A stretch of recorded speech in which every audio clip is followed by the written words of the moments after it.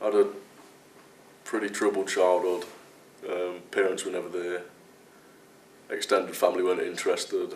It was pretty much just arguments and backstabbing.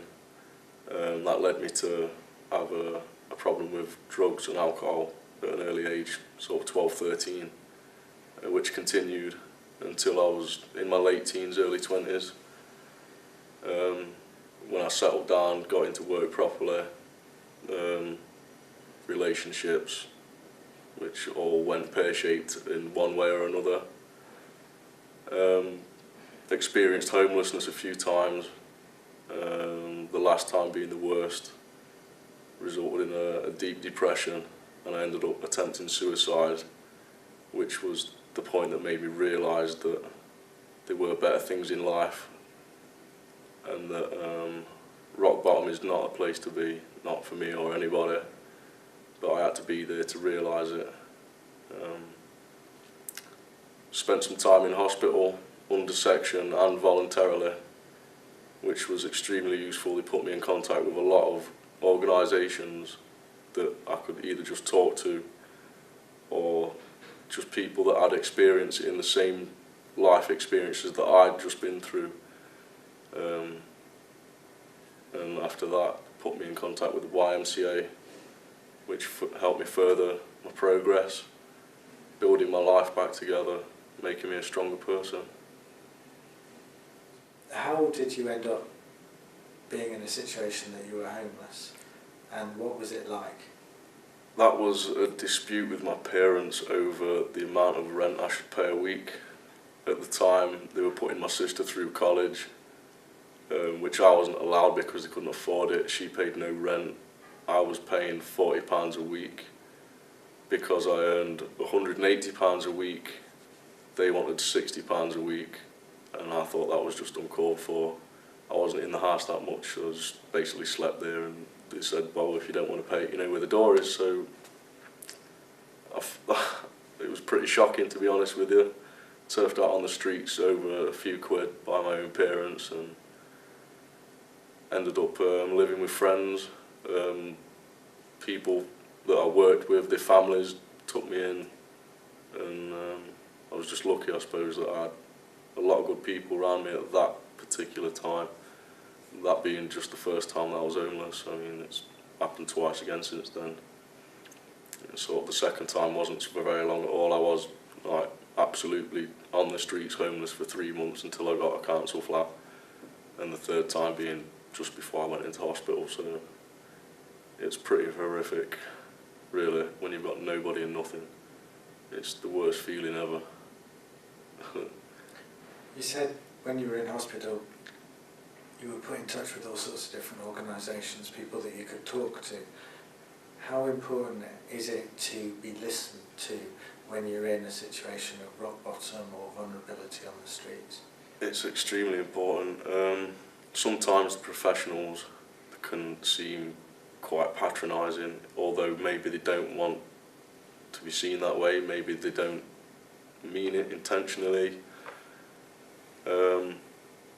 But a lot of the time you do feel like they don't understand where you're coming from. So to have somebody come in as a volunteer onto the ward and say, look, I understand where you're coming from, this is where I was 10 years ago, you'll think you're having a bad time of it, I know you are.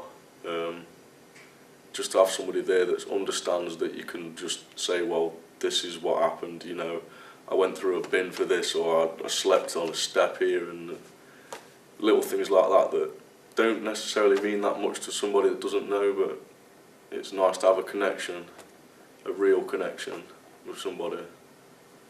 And now you're at the YMCA, how is the YMCA helping you? The YMCA is possibly the best organisation that I've been through in terms of support networks. If the key workers or any of the staff in there, the counsellors, they've got a whole range of support from, like I say, counselling services to like double impact for drug and alcohol users. If they can't help you, there's always somebody out there that they'll put you in touch with.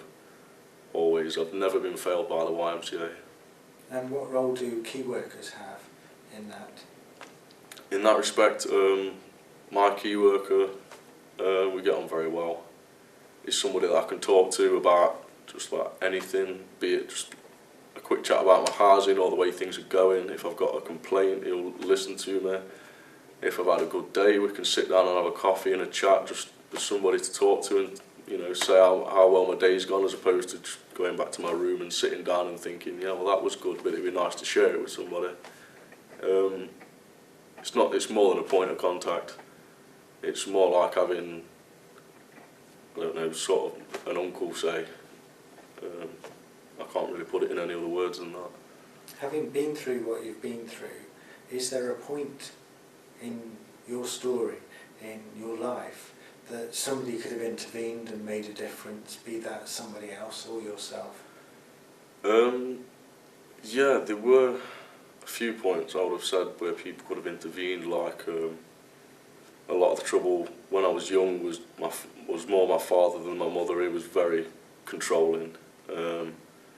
And I've actually discussed this with my mother. It's like, you know, why didn't you intervene? Why didn't you say something? We were just children. And she just went with the flow, I suppose. She was in the same sort of position as me and my sister were. And sort of when I was older, I think people did try to intervene, like teachers, but I just grew very adept at bending the truth and making light of a situation as if nothing was really that bad. I got very good at hiding my emotions and how things affected me and the things that I did. So yeah, they could have intervened, but it was more of a case of getting past my barriers. That was the big thing, I suppose. And now you've come through a lot of difficulties, homelessness, depression, family difficulties. Is there something that you'd like to do for other people? Oh yeah, definitely. I'd like a career in support work or care work. I really do enjoy working with people. I like the fact that I can use my bad experiences for good. Just even if it is just like I say, to sit there and listen to somebody, or just to put a positive spin on somebody's negativity. I definitely will get a role in that line of work if I stay focused. Hopefully it will all work out in the end. Thank you very much. Thank you. That was great, Richard. Cheers.